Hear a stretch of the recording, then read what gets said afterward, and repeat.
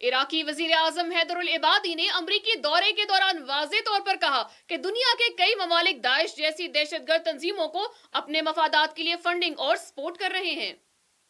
इराकी वजीर आजम हैदरुल इबादी ने अमरीकी दौरे पर सदर डोनाल्ड ट्रंप से व्हाइट हाउस में मुलाकात की।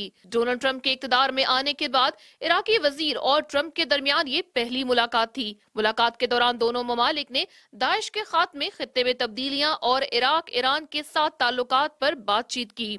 हैदरुल इबादी के दौरे में ट्रंप ने यकीन दिलाया कि वो दाइश के खिलाफ लड़ाई में अपना ताउन बढ़ाएंगे। अमरीकी सदर डोनाल्ड ट्रंप ने साबका सदर बराक ओबामा के ईरान के साथ तय पाने वाले मुआहदे को भी तनकीद का निशाना बनाया। Mr. Prime Minister, it's an honor to have you here before our cabinet. You're doing a job. It's not an easy job. It's a very tough job. Your soldiers are fighting hard. I know Mosul is moving along, but Mosul was hours until we left.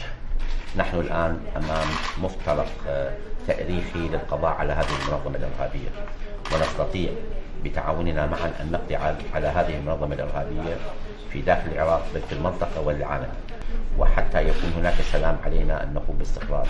في الوقت الحاضر تم إعادة بحدود 1.6 مليون من النازحين إلى بيوتهم في العراق।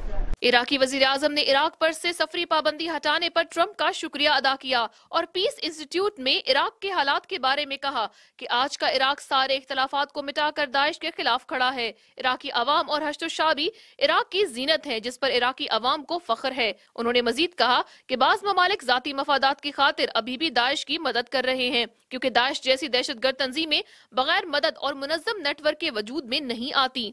माहिरीन के मुताबिक Iraq वाहिद मुल्क है जो अपने हमसाये मुल्क ईरान और स्ट्रेटेजिक पार्टनर अमरीका दोनों के साथ बैक वक्त बेहतरीन ताल्लुकात इस्तवार रखे हुए है। ईरान और अमरीका की आपसी इख्तलाफात में मुदाखलत न करने की इराकी पॉलिसी इराक के लिए निहायत मुफीद साबित हो रही है।